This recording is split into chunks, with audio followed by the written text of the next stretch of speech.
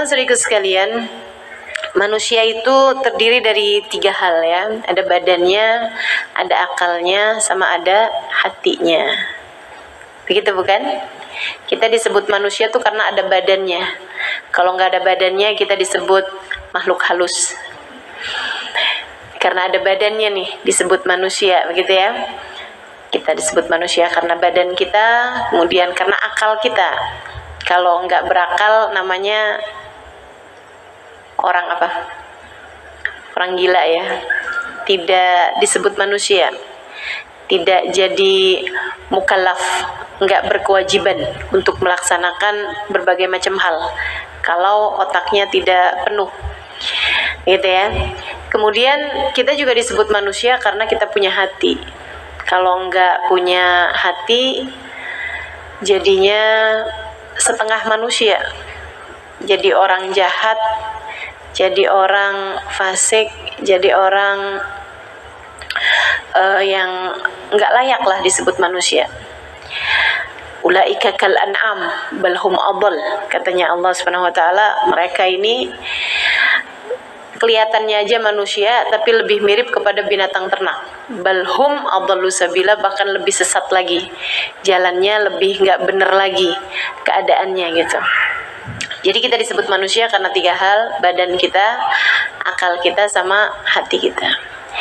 Nah, yang saya mau bahas sekarang adalah rezeki dari ketiga hal tersebut. Ya, kalau kita bilang Allahumma rizukni, ya Allah rezekikan untuk saya. Ya Allah kasih karuniakan rizki buat saya. Nah, ini banyak di antara manusia secara keseluruhan, banyak dari manusia secara umum itu kalau urusannya rezeki, kebanyakannya itu rezekinya rezeki yang diperlukan sama badan gitu. Padahal ada rezeki yang jauh lebih penting daripada itu, yaitu rezekinya akal. Kemudian ada yang lebih penting lagi, yaitu rezekinya hati. Kita bahas rezekinya badan.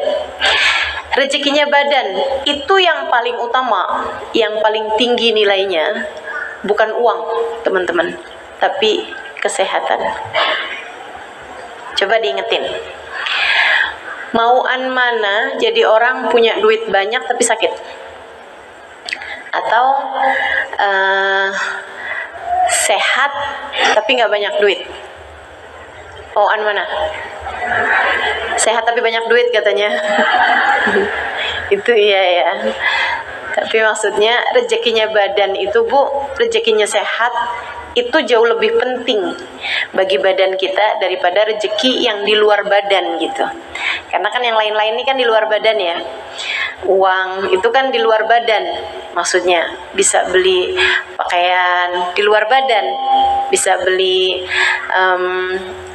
tas, bisa beli yang lain-lain gitu kan, rumah misalnya dan lain sebagainya di luar badan. Yang paling utama bagi badan kita rizkinya adalah rizki sehat, rizki sehat. Makanya sama Nabi diajarin kita buat minta sehat. Walaupun Nabi Muhammad bilang, "Lau araftum mada a'tallah alal ajdam latamannaitum an law kanu judama." Kata Nabi Muhammad, andai aja kalian tahu pahala dan kebaikan yang Allah Subhanahu wa taala berikan, pahala dan balasan yang Allah berikan bagi penderita kusta di dunia, nanti di akhiratnya, kalau aja kalian tahu balasan akhirat bagi para penderita kusta di dunia, atau penderita penyakit lah, penyakit yang dianggap sebagai penyakit yang paling besar pada saat itu adalah sakit kusta ya, pada zamannya Nabi Muhammad SAW, kayak yang nggak ada obatnya gitu, terus hidupnya dalam keadaan hina gitu, kayak dipandang orang juga sebagai penyakit kutukan gitu kan. Tapi kata Allah, kata Nabi Muhammad SAW, kalau aja kalian tahu yang Allah kasih nanti di akhiratnya kepada penderita kusta, kalian akan berharap andai waktu hidup di dunia saya berpenyakit kusta.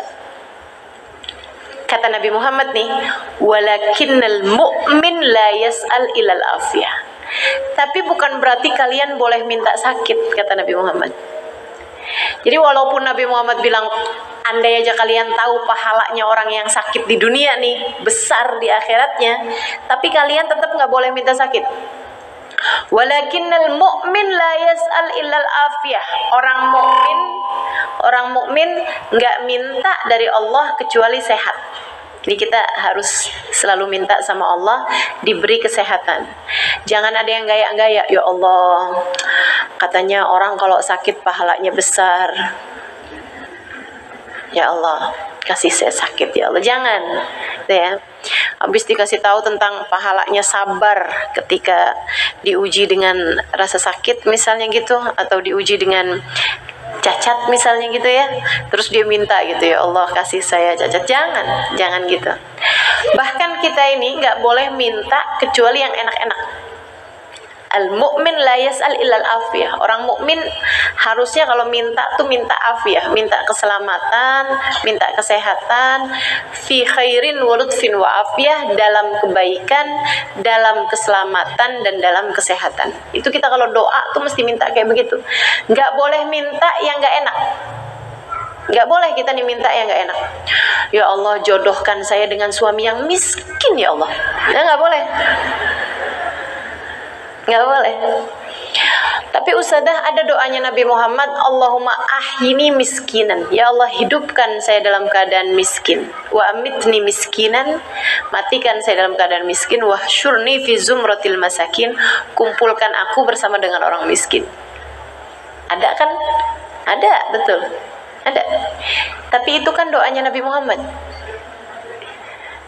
Kita nih nggak, saya gitu ya, dan saya rasa semua juga nggak ada yang berani doa kayak begitu.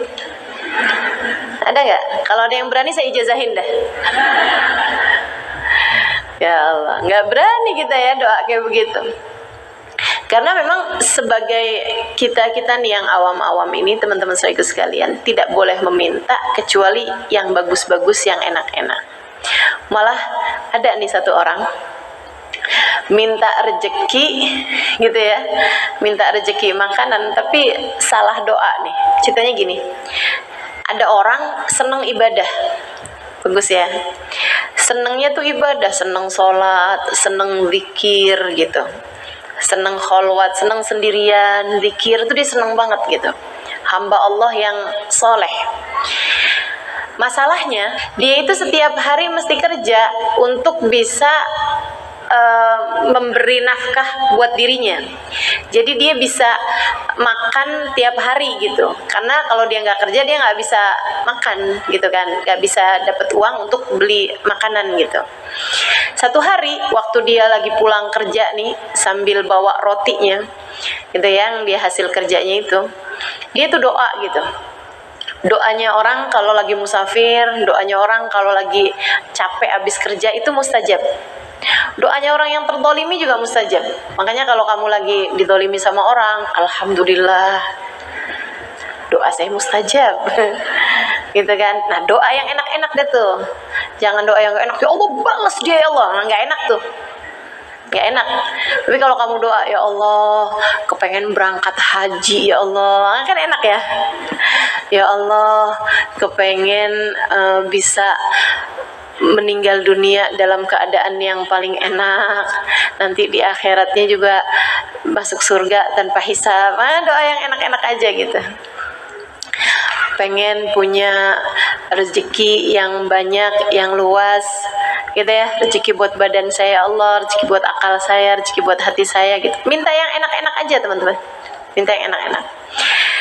Sedikit sekalian saya muliakan, abisnya itu dia habis pulang dari kerjanya, dia nih dalam keadaan lelah, dan dia orang soleh, rezekinya halal, dia doa, dia bilang, ya Allah pengen banget dah saya kalau hidup di atas muka bumi ini saya bisa ibadah aja gitu, nggak harus nyari nafkah. Ya Allah kasih buat saya roti yang tanpa saya harus bekerja. Kasih saya roti tanpa saya harus bekerja, sehingga saya ya Allah bisa terus-terusan ibadah kepadamu, nggak pakai mencari nafkah lagi. Habis doa kayak begitu, nggak lama dia ngelihat ada dua orang lagi berantem. Dia berusaha melerai, Gak ada siapa-siapa, cuma 2 orang aja itu berantem. Dia berusaha melerai, jadi orang ketiganya nih. Salah satu di antara mereka ngambil belati. Akhirnya kemudian ditusukkan kepada yang lainnya sampai yang satu itu mati. Yang satu tuh jatuh gitu terkapar. Habis itu dia kabur. Dia lemparkan si pisaunya itu. Si orang ini nih dalam keadaan panik, dia ambil tuh pisau. Dia bilang, hah, kenapa nih orang? Lagi dalam posisi kayak begitu, datang orang yang cari tahu. Wah, kenapa nih? Apa kejadiannya gitu kan? Ada orang mati, ada satu orang lagi pegang pisau. Dia pun masuk penjara, dituduh sebagai pembunuh orang tersebut. Dan dia di penjara dikasih setiap harinya roti. Pagi, siang, malam dikasih roti gitu kan, tanpa dia harus kerja, tapi harus masuk penjara. Makanya kalau doa tuh mesti yang lengkap ya. Doa kalau urusan dunia tambahkan dengan fi khairin wa lutfin wa afiyah. Fi khairin wa lutfin wa afiyah. Dalam kebaikan, dalam keselamatan, dan dalam kesehatan. Nah, itu untuk sesuatu hal yang kamu udah tahu bagusnya. Kalau kamu nggak tahu bagusnya, lebih baik kalau urusan doa-doa nih ya, lebih baik gini aja teman-teman. Kalau urusan dunia ya, doanya, ya Allah jika itu baik untukku. Jika itu baik untukku. Tapi kan urusan dunia ini kan kita nggak tahu baik apa nggak baiknya. Gitu. Tapi kalau urusan akhirat nggak apa-apa, langsung doa aja, nggak usah jika itu baik untukku. Ya Allah matikan saya dalam keadaan husnul khatimah jika itu baik untukku, nggak usah. Ya Allah masukkan saya ke dalam surgamu jika itu baik untukku, nggak pakai ya. Tapi kalau urusan dunia nih, ya Allah jodohkan saya sama si fulan, belum tentu baik, betul nggak? Buat adik-adik nih, buat ibu-ibu, ya Allah kasih ke mas saya, ya Allah besan yang kaya, yang deket, biar anak saya nggak tinggal jauh dari saya, gitu ya. Nah itu tuh kan sesuatu hal yang belum tentu baik. Kita mau nyekolahin anak kemana, belum tentu baik. Jadi nggak usah doa, ya Allah jadikan anak saya diterima di universitas ini. Itu nggak perlu. Menurut saya nggak perlu, gitu ya. Emang menurut yang lain perlu saja. Menurut saya nggak perlu. Kalau kamu merasa itu perlu, gitu ya, saya kasih tahu bahwa itu nggak perlu. Maksa.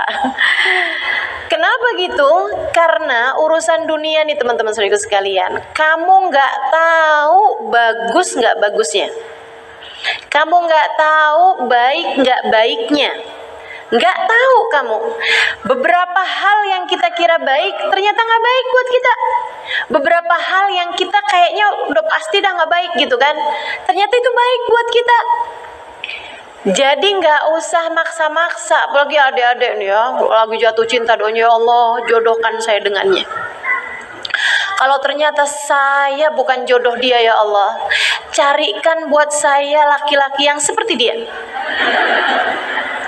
yang mukanya kayak dia, baiknya kayak dia,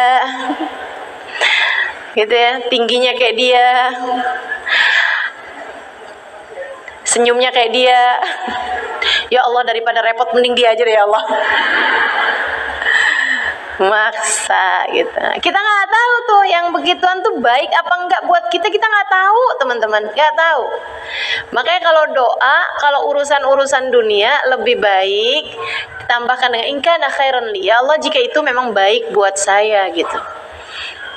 Emang doa harus pakai bahasa Arab? Enggak kan? Enggak ya. Jadi doa aja gitu pakai bahasamu. Kalau sekali lagi kalau urusan dunia, bilang sama Allah, ya Allah jika memang itu baik untukku. Begitu ya teman-teman sekalian, saya muliakan. Kembali kepada topik kita, badan kita nih punya rezekinya. Rezeki yang tertingginya adalah sehat. Rezeki yang tertinggi bagi badan kita adalah kesehatan. Rezeki yang berikutnya makanan, begitu kan ya? Rezekinya badan nih kan, pakaian. Rezekinya badan nih, tempat tinggal. Begitu. Itu rezeki-rezekinya badan. Nah, yang kayak beginian nih, kamu kalau doa mesti banget minta sama Allah rezeki yang halalan, thayyiban, mubarakan. Jangan asal banyak. Kalau minta sama Allah urusan rezeki, jangan asal banyak. Ya Allah, kasih saya duit yang banyak ya Allah, yang sampai saya ngelihat nolnya tuh mesti ngitung gitu kan. Gitu ya. Ya Allah, kasih saya harta yang nggak bisa. Jangan asal banyak, teman-teman. Harus pakai halalan, thayyiban, mubarakan. Kalau banyaknya itu terserah kamu. Kamu mau minta banyak, boleh. Mau minta nggak usah banyak-banyak ya Allah, boleh juga. Gitu ya. Tapi saran saya, mintalah cukup. Karena rezeki itu kadang-kadang ada ini yang dikasih banyak tapi nggak cukup. Ada juga yang dikasih nggak banyak-banyak tapi cukup. Nabi Muhammad salah satu doanya untuk mendoakan keluarganya, Allahumma ja'al rizqa ala nabi kafafa. Allahumma ja'al rizqa ala Muhammad kafafa. Ya Allah, jadikanlah rizkinya keluarganya Muhammad ini, katanya Nabi Muhammad nih, kafafa, yang cukup aja ya Allah. Enggak usah banyak-banyak, enggak usah berlebih-lebihan. Nah, saya kalau ngelihat urusan rezeki nih, urusan rezeki yang uang materi ya, saya ngelihatnya kayak ukuran kaki. Teman-teman sedikit sekalian, rezeki itu kayak ukuran kaki. Kamu nggak usah iri sama yang kakinya gede. Ya, kamu kalau kayak ngelihat orang duitnya banyak gitu kan, terus kamu iri, itu sama aja kayak orang yang iri ngelihat kakinya orang gede. Ih, enak banget ya kakinya gede. Kayak gitu kan, enggak ya teman-teman saya sekalian. Rezeki itu kayak ukuran kaki. Enggak usah ngiri sama yang kakinya besar gitu kan. Kamu hanya perlu untuk cari sepatu, cari sendal seukuran kakimu gitu. Jadi kalau rezekimu banyak, ya silahkan pengeluarannya kamu banyakin, gak apa-apa. Tapi kalau rezekinya sedikit, ya pengeluaran juga mesti sedikit, disesuaikan. Yang masalah sama orang-orang ini kan, di atas muka bumi nih, masalahnya nih, sampai segala ada pinjol, segala ada crazy rich yang ditangkep-tangkepin, segala ada anak-anak perempuan nauzubillah yang menjual diri demi untuk tetap eksis di ininya ya, di kalangannya gitu. Teman-teman sekalian, ini masalah-masalah yang timbul di atas muka bumi ini karena ada orang-orang yang enggak ngepasin ukuran kakinya.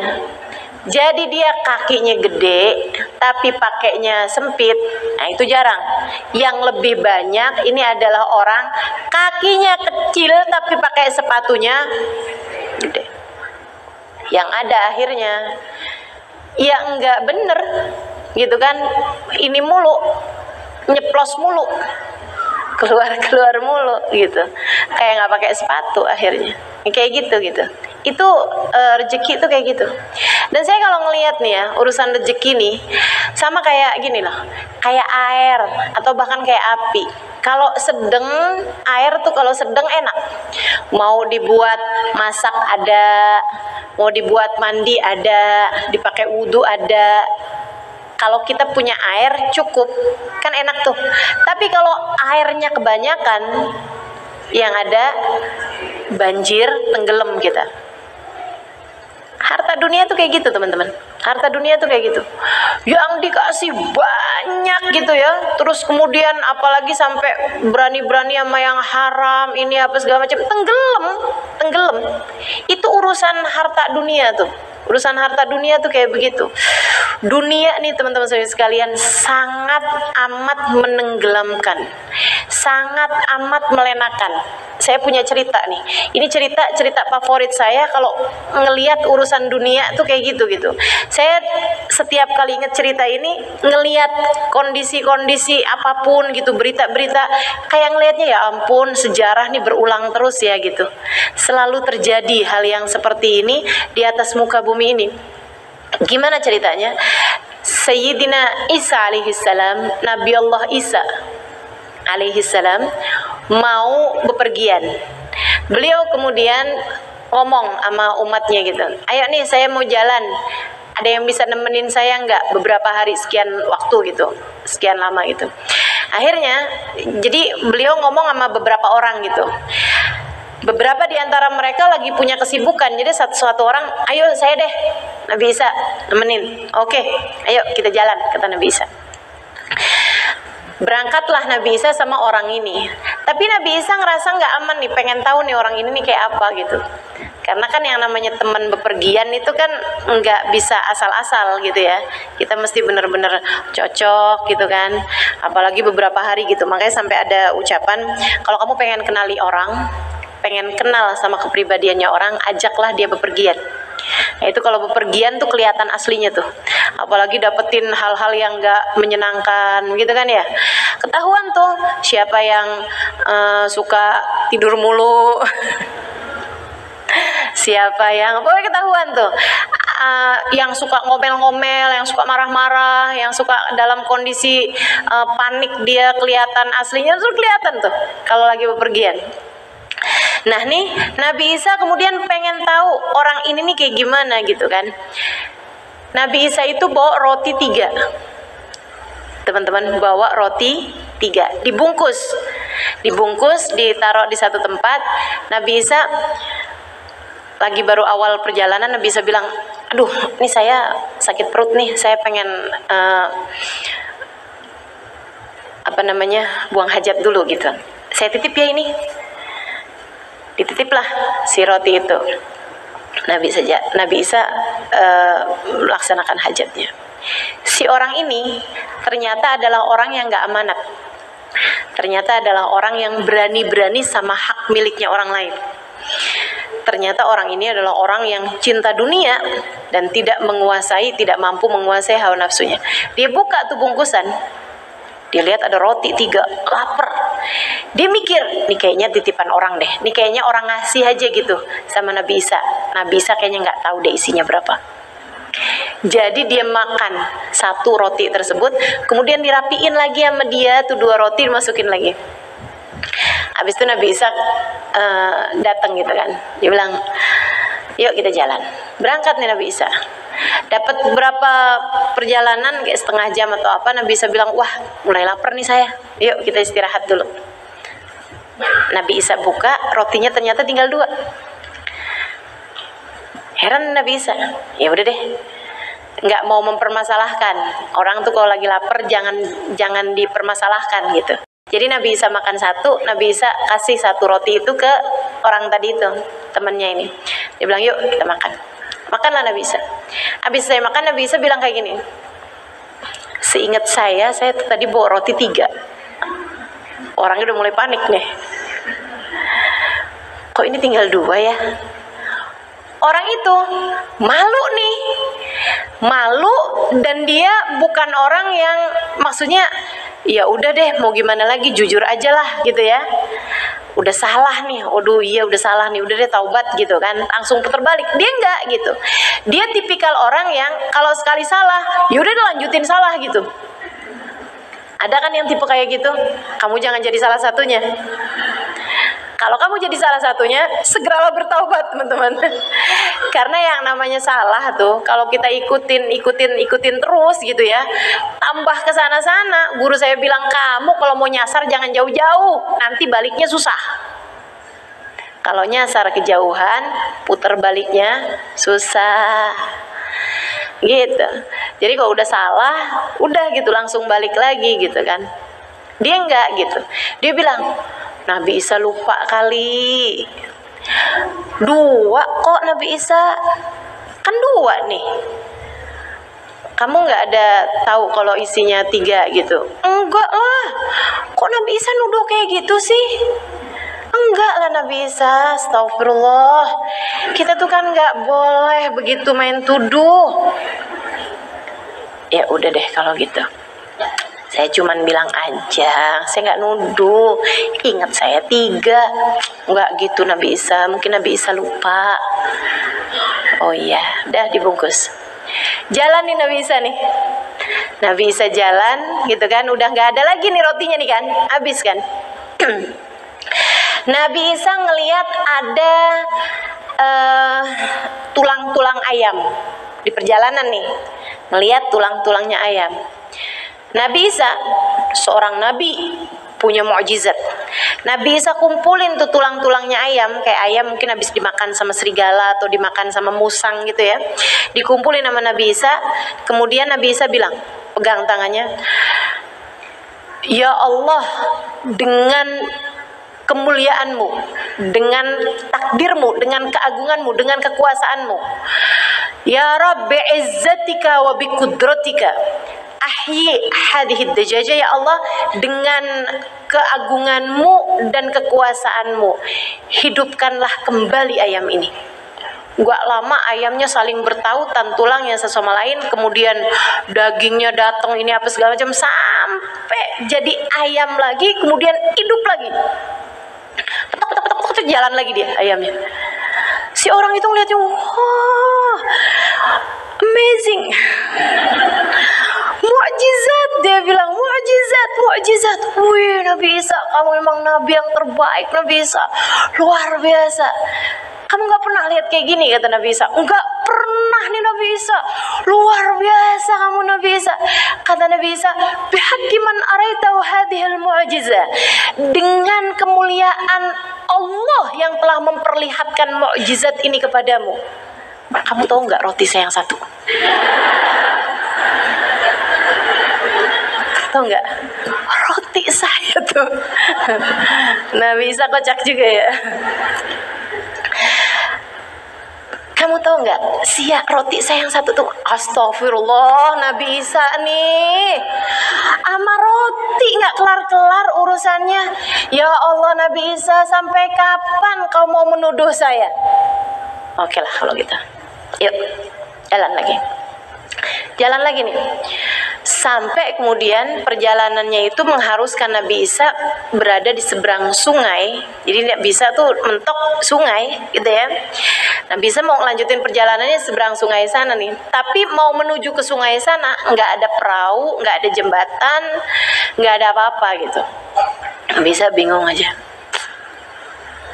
Dia nanya gitu kan, gimana nih Nabi Isa? Iya nih, saya mau ke sana, kata Nabi Isa. Terus nggak ada apa-apa Nabi Isa, nggak ada perahu, nggak ada apa?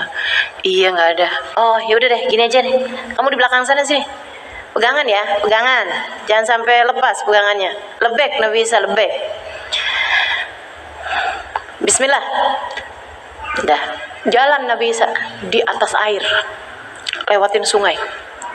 Waduh, dia nih sepanjang jalan, wah, gitu kan, sampai ujung sungai. Wah, nggak basah loh Nabi Isa.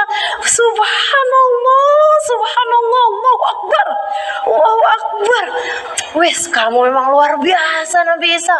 Nabi terbaik nih kamu nih, memang luar biasa Nabi Isa. Kamu nggak pernah lihat kayak gue? Nggak pernah Nabi Isa. Nggak ada ceritanya nih orang lewatin sungai loh, lewatin sungai air loh ini. Kita nggak basah, wih, amazing Nabi Isa. Bihaqqi man araitahu hadhil mu'jizah, kata Nabi Isa. Demi Allah yang telah memperlihatkan kepadamu mukjizat ini. Mukjizat yang tadi menghidupkan yang mati, yang sekarang nggak basah, terkena air, lewat di atas air gitu kan. Demi Allah yang telah memperlihatkanmu pada mukjizat ini.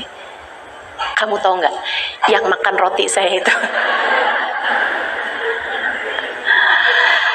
Nabi Isa terlalu, kamu Nabi Isa terlalu. Masa sampai sekarang nggak percaya juga? Gimana dong kita mau melanjutkan perjalanan nih? Kita nih kan sebagai orang yang berteman dalam perjalanan harus ada rasa saling percaya, Nabi Isa. Persahabatan itu dibangun dengan adanya kepercayaan. Kalau kamu menuduh saya seperti ini, gimana kita mau melanjutkan perjalanan nih? Ya udahlah kalau gitu, ayo jalan. Jadi kamu nggak tahu nih? Nggak tahu, Nabi Isa, astagfirullah. Oh ya, jalan. Jalan teman-teman. Orang dunia tuh banyak yang kayak gitu loh. Serem ya. Kita jangan jadi salah satunya. Kita biar jadi orang akhirat aja. Kita biar jadi orang yang nyari ridha Allah aja.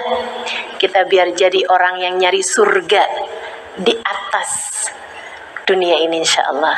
Amin. Akhirnya Nabi Isa ini udah yang terakhir nih.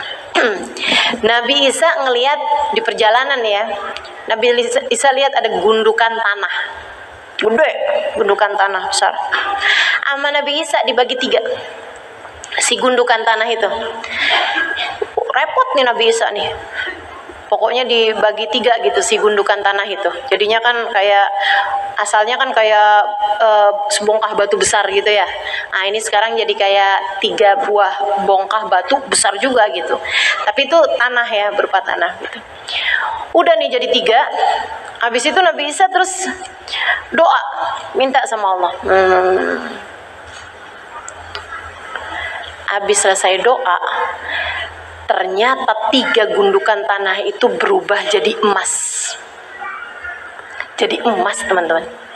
Jadi 3 bongkahan emas.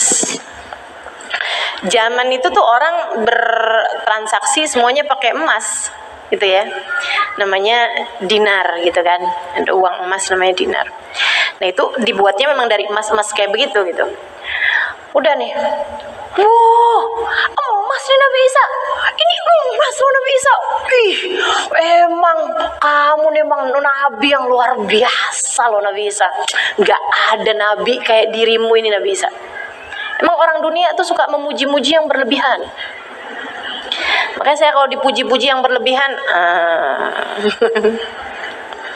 gitu ya.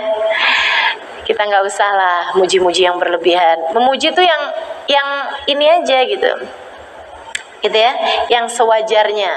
Malah kalau berlebihan tuh jadinya malah nggak tulus. Betul begitu nggak? Ya, kayak dirimu tuh kalau habis ditransfer sama suami, nggak ada cowok lebih ganteng daripada kamu, Mas. Itu kan berlebihan, ketahuan bohongnya. Nggak pernah nonton TV apa gimana? Ya banyak banget lah yang lebih ganteng daripada suamimu. Insyaallah. Teman-teman sekalian, jadi emas nih kan, luar biasa nih, emas nih, ini emas nih beneran nih Nabi Isa. Panik, orang dunia kalau ngelihat dunia emang panik. Jadi teman-teman, kalau kamu orang akhirat, nggak usah terlalu panik, biasa aja gitu. Biasa aja ya nggak, orang punya ini, orang punya itu, ya biasa aja gitu kan, nggak usah yang wih apa tuh. Habis gitu Nabi Isa bilang, ini kan emas punya saya nih. Iya Nabi Isa, nih ini 1 nih punya saya, kan saya yang rubah jadi emas. Iya betul Nabi Isa, betul. Terus Nabi Isa, yang 1 punya kamu. Alhamdulillah Nabi Isa, kamu memang nabi yang terbaik. Ya ampun, nggak ada orang kayak kamu nih Nabi Isa, memang luar biasa. Nggak salah kalau Allah meniupkanmu dari ruhnya. Yes. Yang 1 buat siapa Nabi Isa? Yang 1 buat yang makan roti saya yang hilang.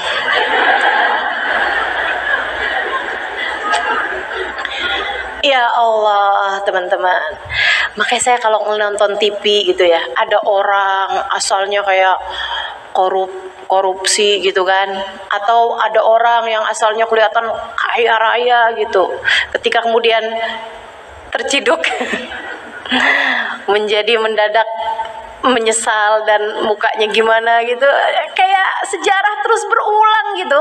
Dunia tuh selalu kayak gitu tuh.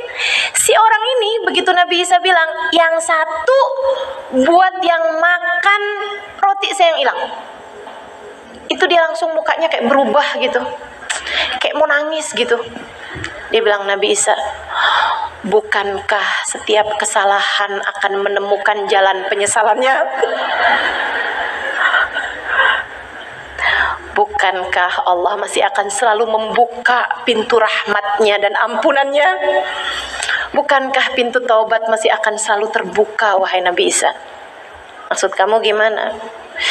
Dengan penuh penyesalan, Nabi Isa. Nabi Isa, saya harus berkata ini walaupun perih.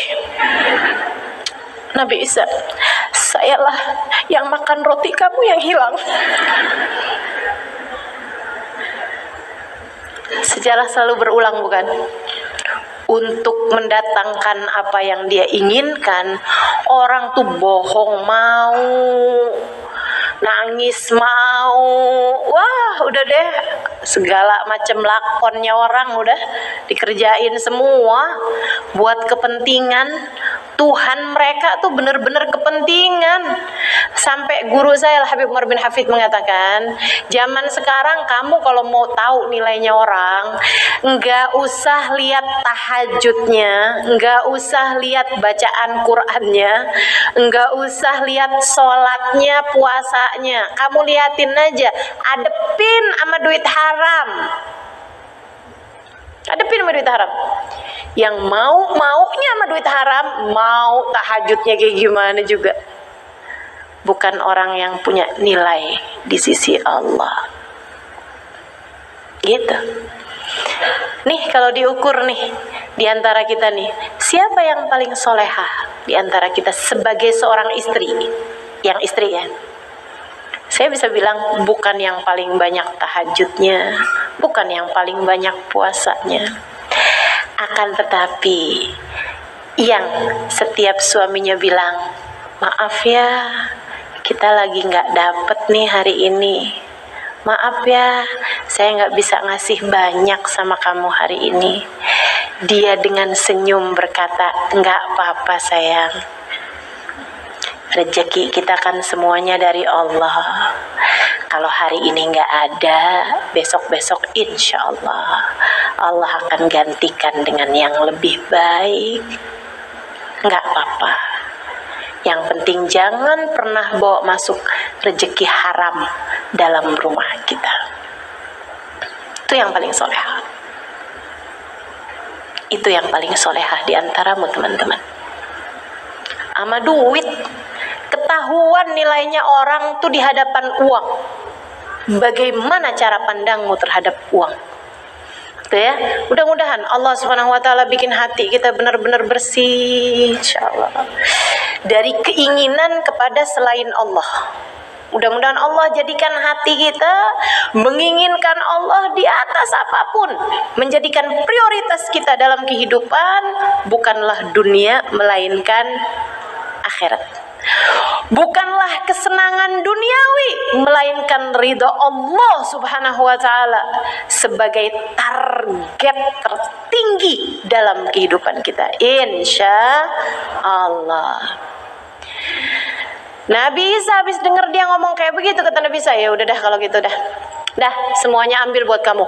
Oh gitu Nabi Isa, dengan syarat kamu nggak usah ikutin saya. Oh ya nggak apa-apa Nabi Isa kalau gitu.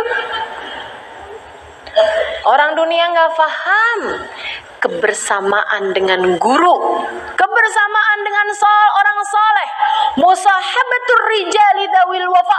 Kata guru saya Al Habib Umar bin Hafid, naimul khuldi fi daril fana. Membersamai orang soleh, kenikmatan tertinggi yang ada di atas muka bumi ini. Membersamai orang soleh. Saat kamu bisa duduk di hadapan orang soleh, saat kamu bisa mendengar ucapan orang soleh, saat kamu bisa berguru dengan seorang wali min auliyaillah, saat kamu bisa berguru dari salah seorang alim min ulamaillah, para ulama-ulama Allah Subhanahu wa taala, saat kamu bisa memandang wajah mereka, saat kamu bisa mendengar lisannya mendoakanmu, itu itu adalah hadiah tertinggi yang Allah Subhanahu wa taala berikan kepada seseorang di atas muka bumi ini. Bukan duit. Bukan duit, teman-teman. Bahkan bukan berlian, bukan tas branded, bukan apa? Mobil, bukan. Bukan. Tuh. Orang ini nggak paham. Jadi kata Nabi Isa, ya udah kalau gitu ambil semua emasnya, tapi kamu nggak bisa temenan sama saya. Nggak bisa. Kita putus dari sekarang. Nggak apa-apa deh Nabi Isa. Nabi Isa jalan, ninggalin orang tersebut. Teman-teman sekalian, Nabi Isa jalan sendirian akhirnya. Si orang ini bingung nih. Sekarang dia bingung gimana caranya bawa nih emas. Di hutan orang tuh banyak yang suka kayak begitu ya, kayak teman-teman nih kadang-kadang main apa namanya checklist belanjaan di Shopee. Habis itu bingung, nih mau belinya duitnya mana nih. Ya Allah, saudara sekalian saya muliakan. Akhirnya dia bingung nih ngangkutnya gimana nih ya, emas ini mau ditinggalin, dia nggak akan bisa itu, nggak bisa nerima itu. Dia lagi duduk aja bingung mikirinnya nih. Tahu-tahu datang dua orang perampok, dua orang kayak penjahat gitu kan.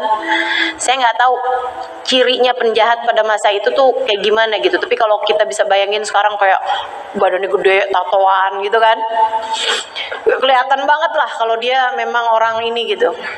Terus ada bekas-bekas carut marut inian luka gitu kan, kayak abis berantem gitu. Dia datang nih berdua nih, duaan gitu, masuk ke situ. Terus dia bilang, apa nih?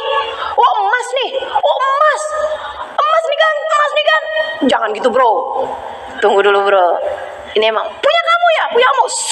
Orang dunia kan, orang dunia ketemu sama orang dunia. Ya kita liatin nih nafsunya orang dunia nih. Yang satu langsung buka pedang. Emas nih kan, ayo punya kamu nih kan, maksudnya kamu saya bunuh, kita tinggal bagi berdua gitu. Jangan gitu bro, ini emang emas. Dia mikirnya kan ngapain saya punya emas kalau saya mati. Jadi bilang kayak gini, tenang gini dong, jangan panik itu, masukin lagi pedang kamu. Tapi ini emas kan? Iya, tetap dulu deh, saya ceritain. Masukin pedangnya, kemudian dia bilang, ini emang emas, karena ini Nabi Isa tadi nih, yang udah ngerubah tanah jadi emas. Tapi ini kan nggak usah ribut. Ini kan 3 nih kan, kita bagi rata aja. Kita kan juga bertiga nih sekarang. Ya udah deh, saya 1, kamu 1, kamu 1. Oh iya deh. Adil kan? Iya bener juga adil. Ya udah kalau gitu. Sepakat nih bertiga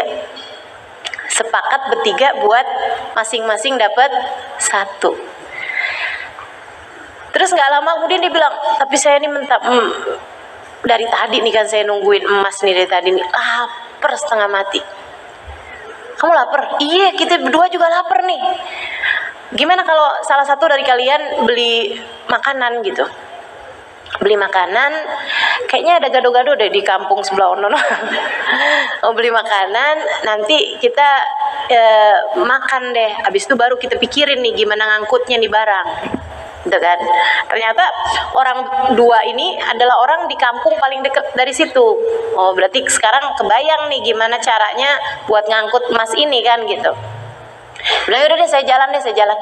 Yang satu jalan nih, pergi ke kampung buat beli makanan 3. Di sepanjang jalan dia mikir, wih emas, mendadak kaya nih saya bisa ngelamar si fulana, saya bisa beli ininya si ini, saya bisa beli ini. Saya bilang udah kebayang nih iPhone yang terbaru.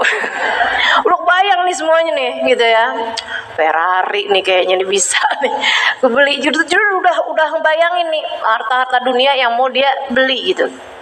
Tapi terus dia mikir gitu, weh saya kawin, habis itu saya punya anak banyak, udah deh.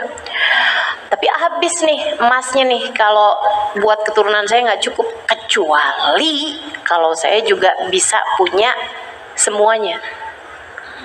Orang tuh sama dunia nggak ada pernah puas-puasnya. Makanya itu teman-teman, kenapa bisa ada orang korupsi sampai triliun? Itu mau buat apa coba? Itu kan kalau dibeliin seblak, dibeliin es dawet, kamu bisa berenang. Bukan cuma dimakan ya. Kok bisa gitu ada orang korupsi, andai umur dia aja sampai berapa ratus tahun, itu duit gak bakalan habis loh buat makan dia, buat dia menikmati hidup lah gitu istilahnya. Tapi kok bisa sampai segitu banyaknya gitu? Triliun itu nolnya berapa? 12 loh teman-teman. Ya Allah, ya Allah. Itu karena memang otak manusia tuh, nafsu manusia itu sama urusan dunia tuh nggak pernah selesai gitu. Punya ini pengen ini, punya ini pengen ini. Kata Nabi Muhammad, andai ada orang dikasih 1 gunung emas, dia akan minta gunung emas yang lain lagi untuk dia miliki juga. Jadi dia mikir gimana caranya biar emas-emas itu dia yang menguasainya gitu. Jadilah dia begitu ketemu sama kampungnya, yang dia cari pertama adalah racun. Jadi dia beli makanan 3, dia makan 1, udah dia kenyang. Makanan 2 itu dikasih sianida. Taruhin sianida tuh di nasi padang. Teman-teman saya sekalian, abis tuh dia inian janjian sama orang kampung. Ntar kamu ini ya jam sekian-sekian kamu datang ke ini, bawa gerobak ini apa. Dia udah mikirin gitu kan. Sementara yang 2 orang, yang satu asalnya temannya Nabi Musa nih ya, yang satu temannya dia loh, yang satu temannya dia. Orang berdua ini asalnya ngobrol gitu kan. Wih, kamu nih mau beli apa nih? Pakai emas segini banyak. Iya nih, saya mau beli ini, menghayal. Udah habis itu mereka menghayal terus. Habis itu terus beli apa lagi? Oh, tapi kan belum tentu cukup kalau. Iya ya. Wah, ini mestinya nih yang satu nih buat kita juga nih. Ya udah dah. Iya gimana tuh? Tapi itu kan teman kamu. Oh, bukan, saya baru kenal. Wah, di hadapan kepentingan. Teman-teman, yang asalnya kenal jadi nggak kenal, saudara jadi nggak saudara. Betul nggak begitu? Pernah ketemu nggak orang rebutan warisan sampai saudara kandung kayak musuh? Pernah ketemu? Tuh di hadapan harta bisa sampai kayak begitu, di hadapan dunia tuh sampai kayak begitu. Ya Allah, orang tuh menghalalkan segala cara. Mudah-mudahan kita nggak pernah merasa perlu untuk berada di hadapan dunia. Mudah-mudahan yang ada di hadapan kita selalu adalah surga Allah Subhanahu wa Ta'ala. Amin. Gitu ya. Jadi kalau lagi orang-orang rebut-rebutan urusan dunia, udah kita bayangin aja, kita mah nggak lagi ada di hadapan dunia, di hadapan saya surga Allah Ta'ala. Enak tuh, adem, dan ya nggak ngerasa perlu buat ini-inian, buat rebut-rebutan. Kalau suaminya bilang, Dek, saya kayaknya mau ngasih ibu ya, mau ngasih saudara-saudara saya. Begitu dia ngomong gitu, kamu jangan merasa kayak lagi dihadapkan dunia. Kamu kalau lagi merasa kayak dihadapkan dunia, langsung tuh. Tapi nanti buat bayaran sekolah anak kita gimana? Kalau anak kita bulan depan sakit gimana? Bulan depan sakit. Ngapain kamu pikirin sekarang ya? Ya Allah. Kalau nanti kamu masanya pensiun gimana? Padahal pensiunnya masih 10 tahun lagi. Umur kita nyampe ke situ aja belum tentu. Ya Allah. Tuh. Itu kalau kamunya mikirnya di hadapan kamu dunia kayak gitu tuh. Tapi kalau mikirnya di hadapan kamu surga Allah Subhanahu wa Ta'ala, alhamdulillah saya punya suami adalah anak yang berbakti sama ibunya. Alhamdulillah saya punya suami adalah orang yang sayang sama saudara-saudaranya. Tentu orang yang semacam ini pantas buat masuk surga Allah Subhanahu wa Ta'ala. Dan saya sangat berbangga jika saya berada di belakang orang yang seperti ini. Iya mas, keluarin Mas. Alhamdulillah, seneng saya Mas. Berapa nih buat mertua? Sekian, kebanyakan tapi dihadapin dunia lagi berarti itu ya. Alhamdulillah Mas, kalau perlu ditambahin gitu. Kalau kita nggak menghadapkan diri kita kepada dunia. Akhirnya teman-teman saudara sekalian, mereka pun merencanakan akan membunuh si orang tadi ini. Jadi datanglah dia nih, bawa makanan yang sudah ditaruh racun. Oke bro, dapat nih makanannya. Wih, enak banget ya, ada rendangnya nih. Udah gede banget dah. Jangan sampai keliru lengkuas ya. Oh enggak, udah saya pastiin. Dagingnya enak banget dah. Ayo nih, makan nih, silahkan. Kok cuma 2? Iya, yang punya saya udah saya makan. Oh, nggak tahan, lapar saya. Oh ya udah dah kalau gitu. Ya udah, silahkan. Begitu dia duduk, jeder, dia pun kemudian dibunuh sama temennya. Mayatnya jatuh di situ, mereka berdua ketawa-ketawa. Oh bagus deh nih, emas nih sekarang punya kita nih berdua nih, 3 nih sekarang punya kita. Iya nih, waduh, habis ini kita jadi kaya raya, semuanya jadi murah banget. Ayo deh kita makan. Waduh.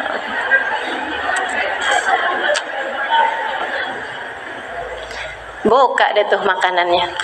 Mereka makan dengan lahap, mati dua-duanya, kena sianida tadi itu, kena racun teman-teman.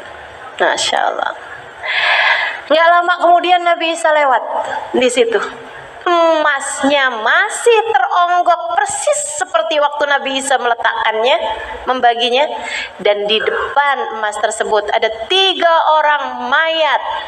Ada 3 mayat bergelimpangan di sana, dengan 3-tiganya, satu bersimbah darah dan yang kedua mati dalam keadaan teracuni. Kata Nabi Isa, hakada fa'alatid dunya bi ashabiha. Demikianlah dunia akan selalu memperlakukan para pecintanya. Maka Nabi Isa mengangkat tangannya dan berdoa, ya Allah, ubahkanlah emas ini menjadi tanah kembali, agar ia tidak menjadi fitnah bagi umat ini. Akhirnya jadi tanah lagi. Nabi Isa jalan kemudian, ninggalin tuh 3 mayat itu ya. Tuh kayak begitu tuh dunia tuh teman-teman, kayak gitu tuh. Jadi kalau kamu minta dunia yang benar, Allahumma rzuqni rizqan halalan thayyiban mubarakan. Ya Allah, kasih kepada saya, anak saya, suami saya, keluarga saya, ya Allah, semuanya ya Allah, rizki yang halal, yang thayyib, dan yang berkah. Yang berkah tuh yang kayak gimana? Yang bisa selalu membawa kebaikan. Tuh harta yang berkah tuh harta yang ziyadatul khair, berkah itu tambahnya kebaikan, gitu ya. Kesehatannya dia pakai buat kebaikan-kebaikan. Hartanya dia pakai buat kebaikan-kebaikan. Harta yang haram, harta yang nggak berkah, jangankan harta yang haram, harta yang nggak berkah aja itu nggak bakalan bisa tuh dipakai buat hadir majelis, buat bikin majelis. Nah kalau kita bisa punya harta yang dipakai buat majelis, keburu dipakai buat sedekah, keburu dipakai buat berbuat baik sama orang lain, keburu dipakai buat nyekolahin anak, keburu dipakai buat nyenengin anak-anak misalnya gitu ya, keburu dipakai buat makan, keburu makanannya yang bergizi bagus, betul. Itu berarti hartanya adalah harta yang berkah. Kalau harta yang nggak berkah dibuat pergi majelis kayak nggak bisa gitu, nggak bisa dibuat nyumbang kebaikan-kebaikan itu nggak bisa gitu. Hartanya harta yang nggak berkah, soalnya harta yang nggak berkah itu kepakainya buat hal-hal yang nggak enak, buat kena tilang, buat bayar apaan lah, kena apa gitu kan ya, terus mesti bayar gitu kan. Itu yang gak enak-enak tuh, dibawa pergi ke rumah sakit karena agak nabrak gitu misalnya, buat bayar ganti rugi ini, ganti rugi itu, pokoknya gak enak gitu, ngeluarin duitnya tuh gak enak. Tapi kalau harta berkah, ngeluarin duitnya tuh enak gitu. Ngeluarin duitnya tuh sambil senyum. Kalau yang itu harta yang nggak berkah, ngeluarin duitnya sambil kesel gitu. Nah itu mudah-mudahan Allah Subhanahu wa taala karuniakan senantiasa kepada kita rizqan halalan thayyiban mubarakan min ghairi ta'abin wala masyaqqatin wala hisabin wala adab birahmatika ya arhamar rahimin. Harta yang nggak bawa kepada kelelahan, harta yang nggak bawa kepada kehancuran, harta yang nggak bawa kepada hisab di akhirat, dan harta yang nggak bawa ke kita kepada adab di akhirat nanti. Nah itu doa kita terhadap urusan harta ya. Birahmatika ya arhamar rahimin, bijudika ya juwadal juwadin, innahu waliyyu dzalik wal qadir alaih. Begitu teman-teman. Nah ini rezekinya badan, gitu ya. Nah sekarang kita mau bahas lagi nih, rezekinya akal. Apa rezeki akal yang paling tinggi? Ilmu yang bermanfaat. Rezekinya akal yang paling tinggi adalah ilmu yang bermanfaat. Dan ini saya kagumi sih. Saya sering dulu itu ya sebelum pandemi ngisi di Singapura dan Malaysia. Saya punya kajian rutin di dua negara tersebut, tambah Brunei sekarang ya. Di 3 negara itu, Malaysia, Singapura, sama Brunei gitu. Setiap tahun yang Singapura 2 kali, yang Malaysia juga 2 kali, yang Brunei 1 kali gitu. Nah itu teman-teman, saya pertama kali datang ke sana, saya pernah 1 kali habis selesai ngajar, orang-orang berdatangan, dia bilang kayak begini nih, terima kasih ya Ustazah, alhamdulillah, saya tuh dari dulu berharap biar dikasih rezeki. Hari ini saya dapat rezeki, dapat jumpa Ustazah. Saya ngelihatnya kayak yang rezeki, kayak agak aneh aja bahasanya, nggak biasa dipakai gitu sama orang-orang kita. Rezeki ketemu orang soleh dalam pandangan dia ya. Rezeki dapat ilmu yang bermanfaat. Kamu suka menyebutnya sebagai rezeki apa enggak? Jarang-jarang ya kita menyebutnya sebagai rezeki, padahal itu adalah merupakan salah satu dari rezeki-rezeki, dan bahkan merupakan rezeki yang nilainya lebih tinggi daripada rezeki yang larinya ke badan. Sebagaimana akal manusia tentu saja lebih berharga daripada badan manusia. Nilai orang kan di akalnya lebih tinggi daripada nilai orang di badannya. Lihatin aja, orang yang kerja pakai akal sama orang yang kerja pakai badan, dibayarnya mana mahal? Yang pakai akal teman-teman, karena memang akal nilainya lebih tinggi daripada badan. Karenanya rezeki berupa ilmu yang bermanfaat, yang bikin kita jadi tahu sama Allah, yang bikin kita ngerti sama Nabi Muhammad, yang bikin kita cinta sama Nabi Muhammad, bikin kita cinta sama orang-orang soleh.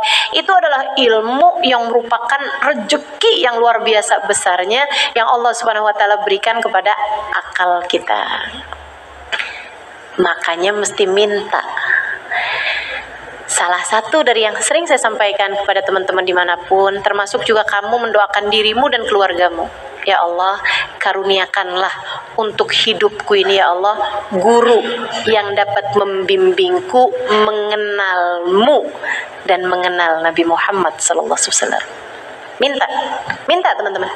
Sebab Allah Subhanahu wa taala bilang, katanya Allah Subhanahu wa taala, "Wa man yudlilillah falan tajida lahu waliyan mursyida." Wa man yudlilillah, siapa yang dikehendaki sesat oleh Allah, siapa yang akan disesatkan oleh Allah, wa man yudlilillah falan tajida lahu waliyan mursyida, kamu tidak akan mendapati, wahai Nabi Muhammad, orang ini memiliki guru yang dapat membimbing kehidupan dia. Jadi orang kalau disesatkan sama Allah Subhanahu wa taala, Allah nggak akan kasih sama kehidupan dia guru yang dapat membimbing. Gitu ya. Kamu mesti punya guru yang dapat membimbing kamu, yang bisa kamu ikuti jalan kehidupannya, yang bisa kamu dengarkan nasihat-nasihatnya. Ustazah, mesti 1 orang aja. Kalau guru yang kamu dengarkan petuahnya, yang kamu jadikan sebagai sandaran, sebagai patokan, nah itu 1. Yang lain-lainnya harus kamu dengarkan, gitu ya. Harus kamu ambil yang bagus-bagusnya, tapi patokannya 1 gitu. Jelas ya, kayak orang tua teman-teman. Kamu yang baik-baik kan banyak, tapi apakah semua yang baik-baik adalah orang tuamu? Kan enggak. Orang tua satu aja, ibu satu, bapak satu gitu.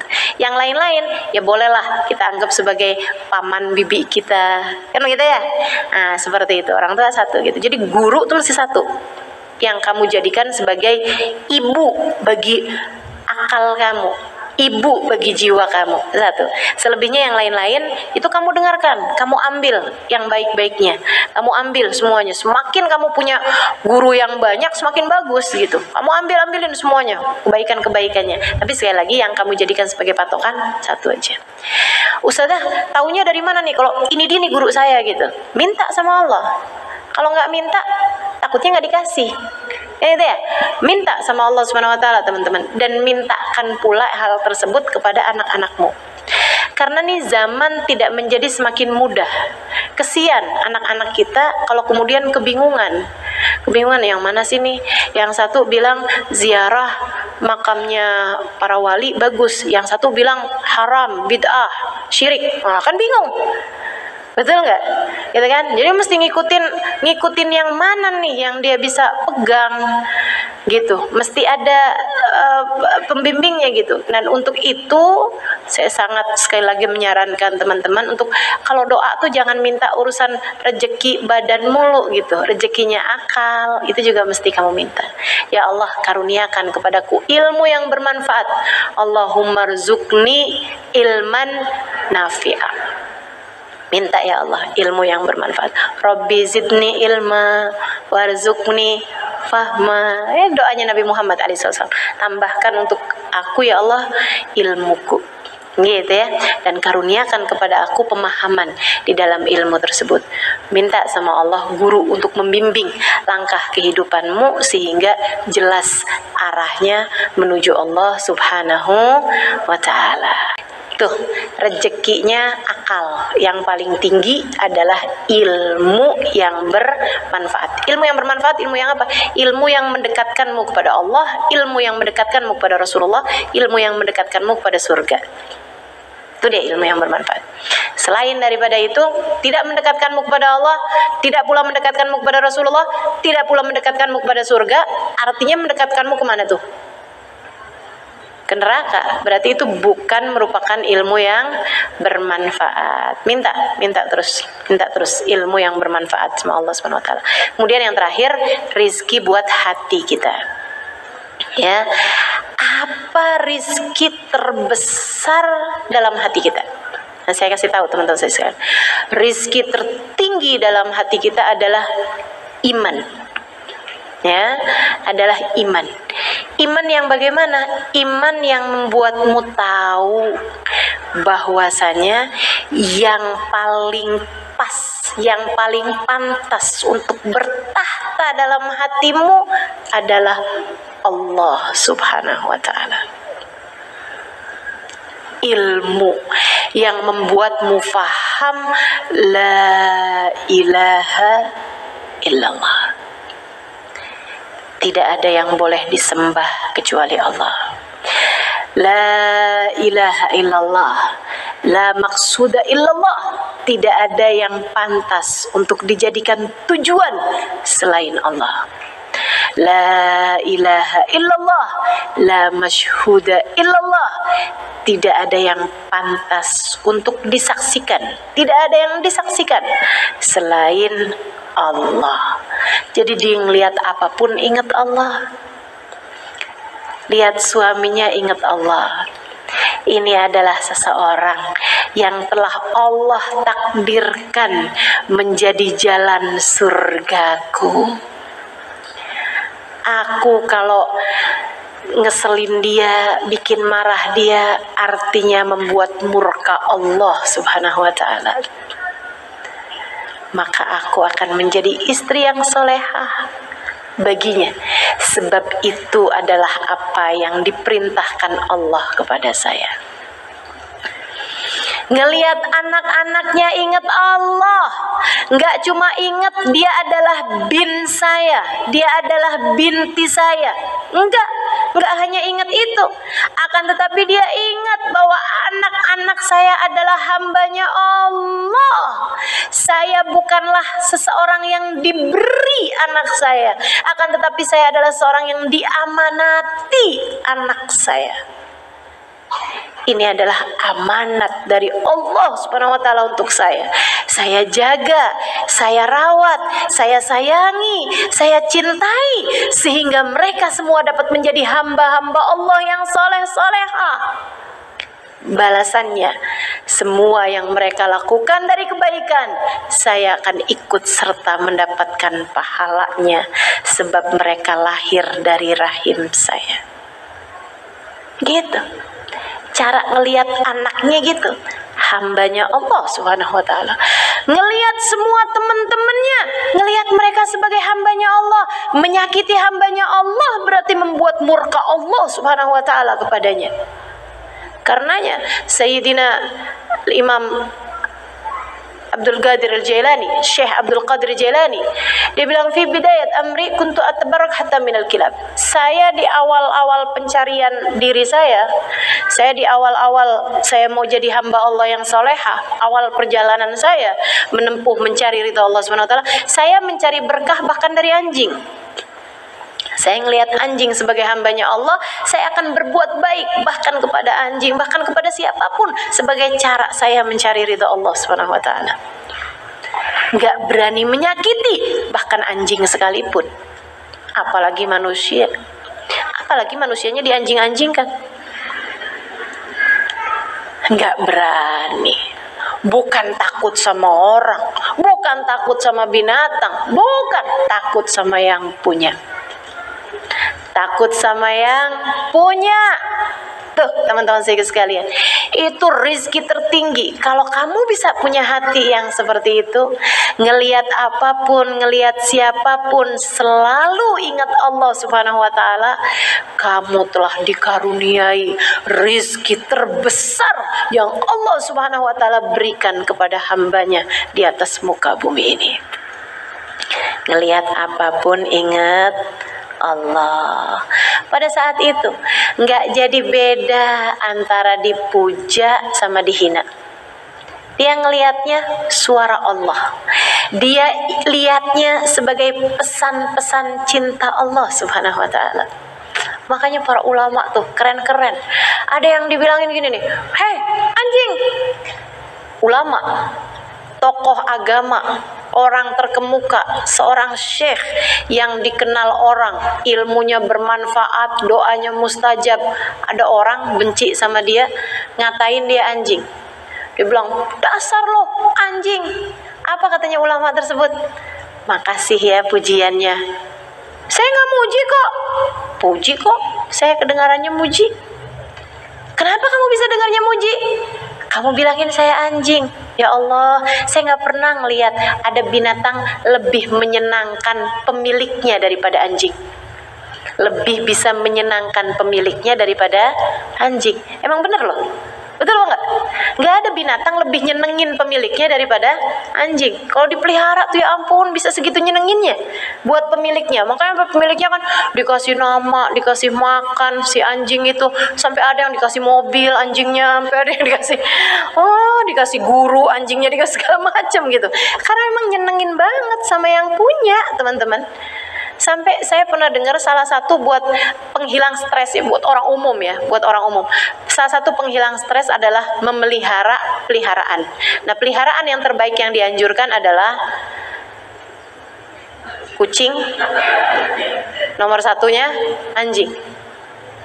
Nomor tiganya perkutut, gitu ya, burung atau ikan, gitu kan. Makanya kemarin kan pas masa pandemi kan orang-orang banyak yang stres, akhirnya banyak yang pada pelihara ayam. Enggak deh, saya nggak pernah dengar pelihara ayam. Ada yang pada pelihara ikan, gitu kan. Apa tuh ikan apa tuh kemarin? Cupang. Iya benar. Pada pelihara ikan cupang. Jadi katanya saya nggak pernah lihat ada binatang lebih menyenangkan pemiliknya daripada anjing. Saya berharap menjadi hamba Allah yang paling dapat menyenangkan kepada tuannya Ya Allah, itu adalah doa terindah yang saya dengar pada hari ini. Terima kasih ya. Padahal cacian loh ini maksudnya. Kenapa bisa begitu hatinya? Karena selalu yang diingatnya adalah Allah. Ketika dengar ada orang ngomong kayak begitu, dia dengarnya pesan Allah gitu. Oh ya Allah, makasih ya Allah. Saya katanya kayak anjing yang paling menyenangkan buat pemiliknya, makasih ya Allah. Gitu dia. Luar biasa banget ya. Para hamba-hamba kekasih Allah Subhanahu wa taala. Sayyidina Ali Zainal Abidin dicaci maki orang, "Dasar kamu nih, dajjal mal'un, wuduh," segala macam deh, sumpah serapah gitu. Yang dengar, insyaallah, senyumnya nggak hilang sampai orangnya itu selesai marah gitu. Habis itu terus orangnya bilang gitu, "Saya tuh dari tadi lagi marah-marah sama kamu loh." Sayyidina Ali Zainal Abidin bilang, "Iya, makasih ya." "Kok makasih?" "Apa yang kamu sebutkan adalah sedikit dari aib saya yang kamu tahu. Yang disimpan di sisi Allah jauh lebih banyak lagi. Makasih ya Allah telah menutupi aib-aibku di antara hamba-hambamu." Nggak ada bedanya antara dicaci sama dipuji. Gak ada bedanya antara dicela sama dipuja. Sebab mereka melihat semua yang ada di atas muka bumi ini adalah penterjemahan dari Allah Subhanahu wa taala pemiliknya, adalah hasil-hasil gerakan dari sang penggerak sejati, yaitu Allah Subhanahu wa taala. Ketika dia ngelihat ada orang ngasih, dia ngelihatnya dari Allah, maka dia nggak terlalu memuji-muji yang memberi. Ketika ada orang nggak mau ngasih, itu dia ngelihatnya dari Allah, sehingga dia pun nggak sakit hati sama yang nggak ngasih. Biasa-biasa aja dia melihat Allah pada segalanya. Dia menatap Allah pada apapun yang ada di dalam semesta ini. Mereka pun menjadi orang-orang dengan akhlak yang terbaik. Mereka pun menjadi orang-orang dengan iman yang tertinggi. Mereka pun menjadi orang-orang yang hidupnya paling bahagia di dunia sebelum kelak di hari akhirat nanti. Mereka sudah hidup bersama dengan Allah di dunia. Maka apa yang membedakan bagi mereka antara dunia maupun akhirat? Apa yang membedakan buat mereka antara hidup ataupun mati? Sama-sama hidup dengan Allah kok. Sama-sama hidup bersama dengan Allah kok. Maka mereka nggak pernah takut mati. Bagi mereka sama aja. Dunia, akhirat sama aja. Kami adalah orang-orang yang sudah hidup bersama dengan Allah Subhanahu wa taala. Maka di dunia maupun di akhirat kami sudah hidup dalam surga kami sendiri. Rizki tertinggi teman-teman saudara sekalian. Kalau kamu dikasih rizki yang kayak begituan, itu udah nggak ada nilainya lagi rizki yang datang di badan ataupun rizki yang datang di akal. Kamu sudah diberi rizki yang terbaiknya, yaitu kehadiran Allah Subhanahu wa ta'ala. Pada saat itu hatimu menjadi hati yang paling luas. Pada saat itu kamu menjadi hamba Allah yang beriman, yang kata Allah Subhanahu wa taala dalam salah satu hadis qudsinya, lan yasa'ani ardi wala samai walakin yasa'ani qalbu abdiyal mu'min. Aku tidak muat di tempat sempit bumi, aku tidak muat di tempat sempit langit. Akan tetapi aku hanya muat di tempat luas tak terbatas, yaitu hati hambaku yang beriman. Hatimu pada saat itu, ketika Allah telah bertahta di sana, ketika hatimu telah dipenuhi dengan keimanan, teman-teman saudariku sekalian, menjadi tempat yang bahkan lebih luas daripada samudra. Ia bahkan lebih luas daripada bumi. Ia bahkan lebih luas daripada langit sekalipun. Mari menuju kepada rizki yang hakiki. Jangan konsentrasimu kepada rizki badanmu membuat lupa dirimu kepada rizki yang seharusnya kamu cari lebih daripada kamu mencari rizki-rizki yang buat badan ini, teman-teman. Yuk, terus deketin Allah. terus hadirkan Allah, terus berusaha ingat sama Allah, terus belajar dari para ulama-ulama yang telah menjadi ahli-ahli zikir, telah menjadi orang-orang yang mampu mengingatkan orang pada Allah Subhanahu wa taala. Terus bergerak menuju ketinggian, terus bergerak menuju naiknya hatimu menuju Allah Subhanahu wa taala. Semoga Allah mengaruniakan kepada kita apa yang Allah Subhanahu wa taala karuniakan kepada hamba-hambanya yang soleh-solehah. Semoga Allah merizkikan kepada kita rizki-rizki indah yang telah dikaruniakannya kepada hamba-hamba yang tercinta di sisinya. Semoga Allah Subhanahu wa taala menjadikan kita menempuh di atas muka bumi ini kehidupan yang telah ditempuh oleh para hamba-hamba tercinta di sisi Allah Subhanahu wa taala. Ihdinas siratal mustaqim. Ya Allah, tempuhkanlah untuk kami jalan lurus-Mu, siratal ladzina an'amta alaihim, yaitu jalan yang telah ditempuh oleh hamba-hamba yang tercinta di sisi-Mu ya Allah. Hamba-hamba yang diberi rizki yang paling banyak minan nabiyyin wasiddiqin wasyuhada wassalihin, yaitu rizki yang telah Engkau anugerahkan kepada para nabi, kepada para wali, kepada para syahid, dan kepada orang-orang saleh. Ya Allah, rizkikan pula kami rizki yang seperti itu. Ghairil maghdubi alaihim. Jangan berikan kepada kami rizki yang telah Engkau berikan kepada hamba-hamba yang termurkai di sisi-Mu, waladhdallin, ataupun rizki yang Engkau berikan kepada orang-orang yang telah tersesat jalannya ya Allah. Allahumma rabbana atina fid dunya hasanah wa fil akhirati hasanah wa qina adzabannar.